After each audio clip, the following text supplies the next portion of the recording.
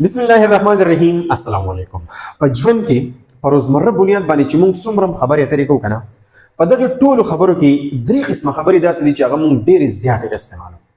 اولنی قسم چې کوم دی کنه هغې ته ویل کېږي سټیټ آف بینګ والا خبرې.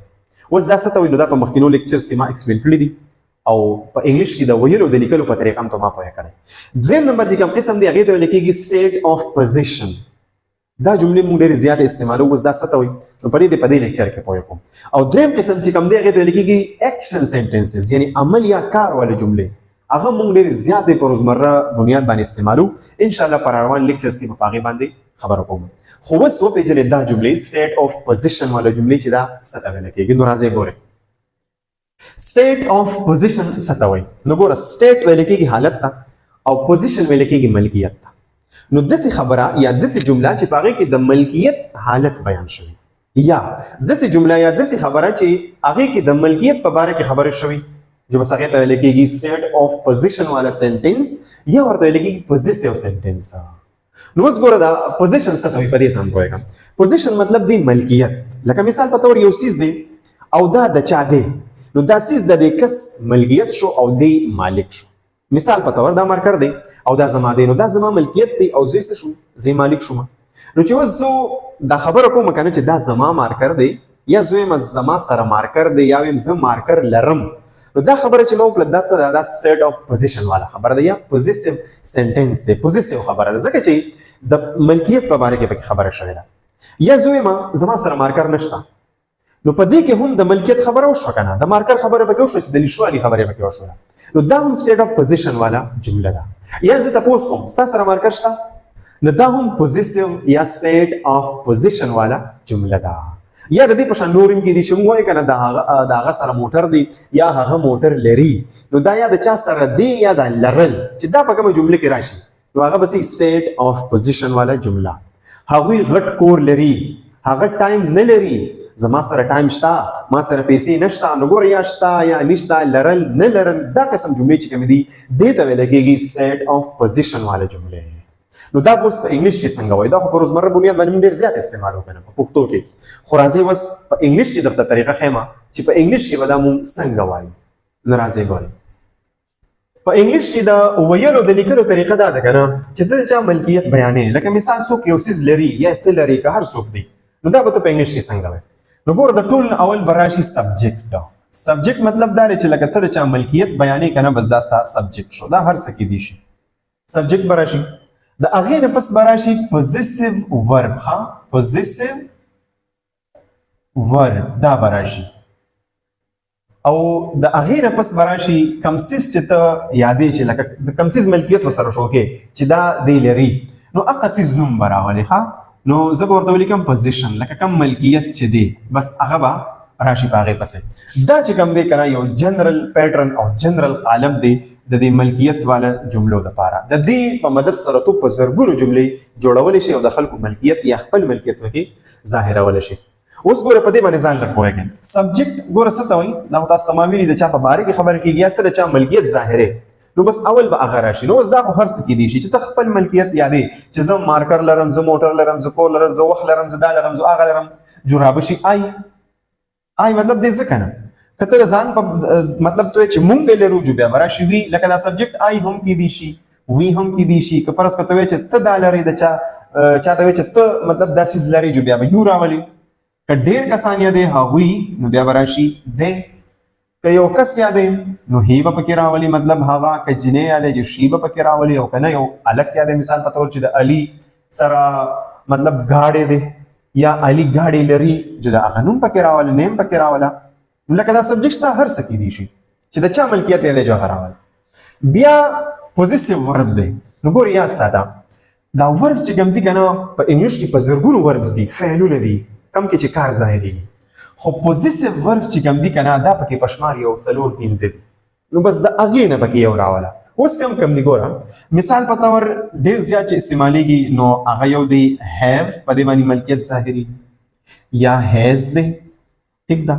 دین علاوه هیډ هم ملکیت شو کوي. د دین علاوه اون دا هم ملکیت شو کوي. او یو بل دی پوزیس، دا هم ملکیت ظاهرول لپاره استعمالیږي. دا بس یو 15 وربس دي چې ملکیت پکې ظاهريږي او کامنلی استعمالي. د دې نه پس چې کوم دی بیا ته کم سی زیادې نو هغه براولې کته چا سره د موټر ملکیت سو کې جو کار راولا کور یا د هاوس راولا پیسې یاده جو منی راولا وخت یاده جو ټایم راولا چې څه یاده هغه سیز راولا نو دا خو په زرګونو کې دي چې خصوصي یو راولا آسان هونتي د موټر والا. ٹھیک شو. ها اوس دې باندې ځان لږ پوهېږئ په دې کې چې دا دوه دي کنه دا هیو او دا هیز دا دواړه د پریزنټ ټایم دي دا به یاد ساتئ. ها دا د پریزنټ ټایم کې ملکیت ظاهروي نو دا د پریزنټ ټایم وربز دي. ها په دې ځان لږ پوهېږئ په سټرکچر وروسته بیا تاسو ته آسان وي. او دا هیډ چې کوم دی دا د پاست لپاره استعمالیږي او د دې نه علاوه په دې ذکر یو پاتې شوی دی چې هغه د فیوچر لپاره استعمالیږي نو را به شي ویل او بیا به سي هیو هم راشي. ها نو دا د روان وخت مطلب پر روان وخت کې چې چا ملکیت ظاهري هغه لپاره به دا استعمالیږي. ها په فیوچر کې دا به یاد ساتي او هغه چې کوم دی دلته کې راغی اون. ٹھیک شو. نو اوس ګورئ یو ساده مثال درکوم چې په ساده مثال پوه شئ کنه د هغې مطابق تاسو بیا په سوونو جملې جوړولی شئ او ضرورت هم بیا لیکم داسې مثالونه تاسو به انګلیش ته اړوئ. خو اول په دې ساده مثال ځان پوه کړئ. ګوره ډېر ضروري دی. ښه په غور سره غوږ کېدوئ. مثال په تور چې زه اوس یو ملکیت ظاهروم د خپل ځان یادوم چې زه موټر لرم نو پوزیسیو جمله ده کنه نو دا به څنګه وم. ګوره د زه دپاره په انګلیش کې آی راځي کنه نو دا شو آی. دا ګورئ آی. اوس دا خبره د موجوده ټایم ده نو ګوره زه به مطلب په آی پسې دا سبجیکټ شو په آی پسې پوزیسیو ورب راشي او هغه څه دی هیو دی. نو ګوره آی هیو کار زما سره موټر دی یا زه موټر لرم. ٹھیک شو. نو داسې واوړې ده. خو یو خبر یاد ساتئ چې دلته کې دا ناون کوم تاسو لګوئ دا ناون دی کنه د موټر نوم دی نو دې ته به تاسو وګورئ که دا سینګولر وو او یا کاونټیبل وو لکه مطلب واحد او یا داسې چې شمارل کېدو نو بیا به دې مخکې دلته کې لګوئ ا یا به ان لګوئ. ټیک شو. اوس ا به د هغې ناون نه مخکې راځي چې دا دغه وي کانسنټ وي او که دا واولي نو بیا به دې مخکې ان راځي. ښه نو ګوره صحیح جمله څه شوه I have a car زما سره موټر دی زما سره موټر دی. اوس که زه وایم چې زمونږ سره موټر دی نو ګوره we have a car زمونږ سره موټر دی. که زه وایم چې ستا سره موټر دی یا ستاسو سره موټر دی نو ګوره you have a car ستاسو سره موټر دی. که اوس زه وایم چې د هغوی سره موټر دی نو ګوره they have a car په دې طریقې سره د موجوده ټیم ملکیت ظاهریږي. خو اوس که فرض کړو چې د هغه سره موټر دی نو بیا یاد ساتئ د هی سره به هیو نه راځي د هی سره به راشي هیز. هی هیز a car. که زه جینۍ یادوم د هغې سره موټر دی نو شي هیز a car په دې طریقې سره. او که یو کس یادوم مثال په طور علي یادوم نو علي هیز a car د علي سره موټر دی. نو دا د موجوده ټیم ملکیت ښودل شو. اوس فرض کا که زه په تیر شوي وخت کې ملکیت د چا یا خپل بیانوم لکه مثال په تور چې زما سره موټر وو تیر شوي ټایم خبره ده که نه اوس سره نشته زما سره موټر وو یا زمونږ سره موټر وو نو څنګه به وم. ګوره نو آی خو به هم اقا راشي که نه خو دا پوزیسیو ورب چې کوم دی دا به بدل شي.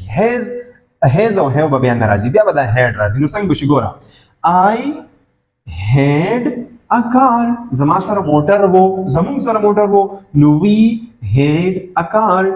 کته چې ستا سره موټر وو نو you had a car. کته چې د هغوی سره موټر وو نو they had a car د هغوی سره موټر وو. کته چې د هغه سره موټر وو نو he had a car د هغې سره موټر وو she had a car علي had a car. پوه شولې لکه په پاست کې بیا د هر یو سبجیکټ سره به هیډ راځي. دا به یاد ساتئ دا اوس آسان دی. په پاست کې چې ملکیت شو کې د هر سبجیکټ سره به هیډ راځي خو په پریزنټ کې د دې څلورو سره به راځي هیو او د دې سینګولر سره به راځي هیز. ټیک شو. دا د پاست شو.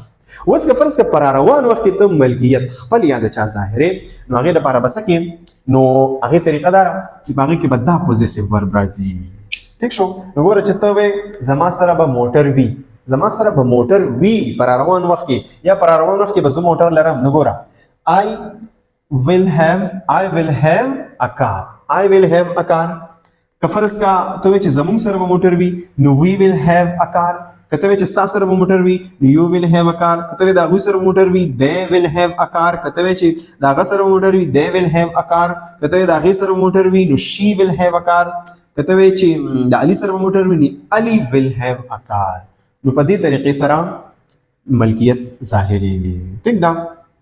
اوس ګوره د دې نه تاسو څه خبرې زده کړې دا خبرې زده کړې چې کله سبجیکټ تاسو پلورل وي کنه لکه آی وی یو دې نو دې سره به راځي په پریزنټ کې هیو دې سره به هم هیو راشي دې سره به هم هیو راشي دې سره به هم هیو راشي او دې سره به هم هیو راشي او چې سبجیکټ سنگولر وي نو بیا به سره هیز راځي خو په پریزنټ کې ٹھیک دا یا سنگولر نیم وي او دې سره به هیو راځي او کو د پاست ټایم خبري نو بیا به د ټولو سره هډ راځي خا دا به یاد ساتئ د ټولو سره به هډ راځي په پاست کې هډ او که د فیوچر خبري جو بیا د ټولو سره بل هیو راځي نو د پاست او د فیوچر حالت بیانول آسان دي خو په پریزنټ کې به تاسو صرف دې ته خیال کوئ چې سبجیکټ تاسو پلورل ډیر وو نو هیو راځي او چې سنگولر هیز راځي نو دا شوله طریقه د ملکیت بیانول لپاره اوس پاتې شو ګوره دا ورب او دا ورب نو دا او لکه مثال په تور کته داسې وای کنه چې I have a car زما سره موټر دی